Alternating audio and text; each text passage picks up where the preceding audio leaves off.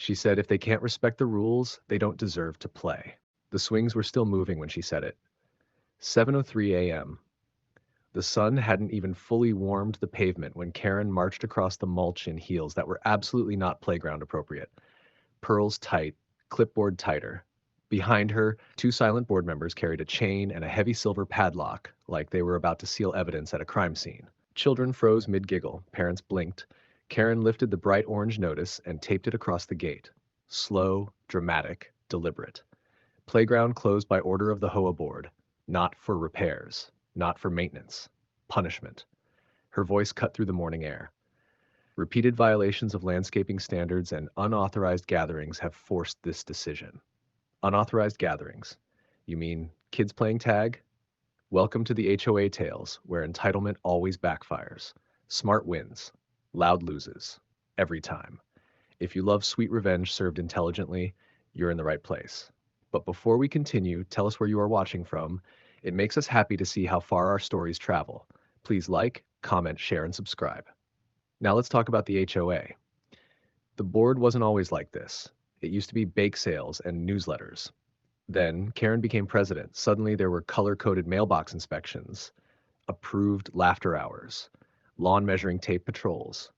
And now she chose the playground because she knew it would hurt.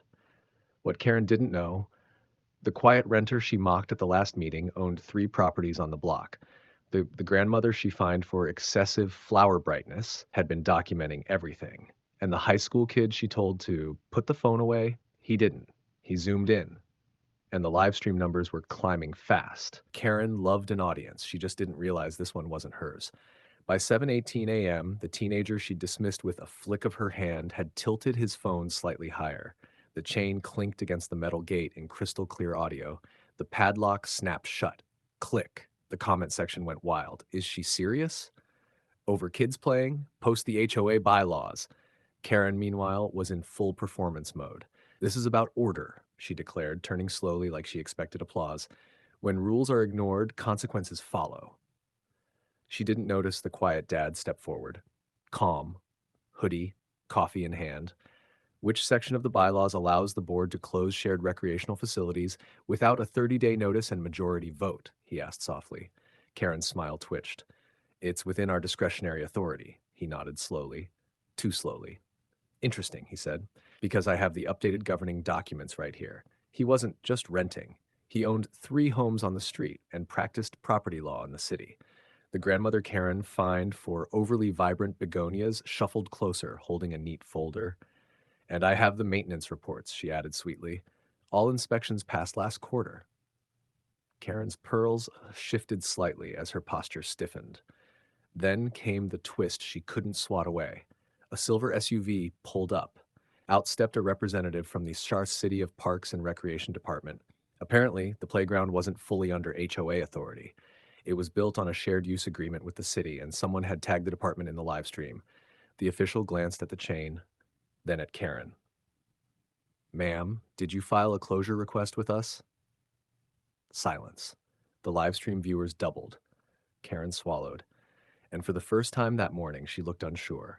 By 7:35 a.m., the playground was no longer just swings and slides. It had become the stage for Karen's unraveling. The live stream numbers soared past 500 viewers, then doubled again. Parents gathered, some laughing, some whispering strategies. Kids started chanting, let us play, a small, unstoppable army of squeaky voices. Karen attempted to regain control. This is about respecting the HOA, she shouted, glaring at anyone who dared look at her. Her clipboard shook slightly in her grip. But the quiet dad, the one with 3 properties and a law degree, stepped up. Respect works both ways, he said calmly. You can't seize public amenities because a few people ignored your personal rules. Then came the grandmother, her folder now open for everyone to see. She pointed at maintenance logs, city guidelines, and HOA bylaws. Everything is documented. The playground is safe, and by the way, the city department is on the live stream. Karen's face turned red. The board members behind her shuffled awkwardly, avoiding eye contact. One of them accidentally dropped the padlock. Metallic clink. Everyone heard it. The crowd gasped. Suddenly, a neighbor wheeled a small projector to the gate, casting the city's playground regulations onto Karen's orange notice. Every rule violation she'd cited was now contradicted by official documents in large, clear text. The final blow? The teenager's live stream exploded with comments. Karen versus reality. Epic meltdown. Sweet justice served cold. Karen froze, pearls crooked, clipboard bent. Her dramatic playground closure had become a viral spectacle of HOA hubris. And the sweetest part? The children resumed playing.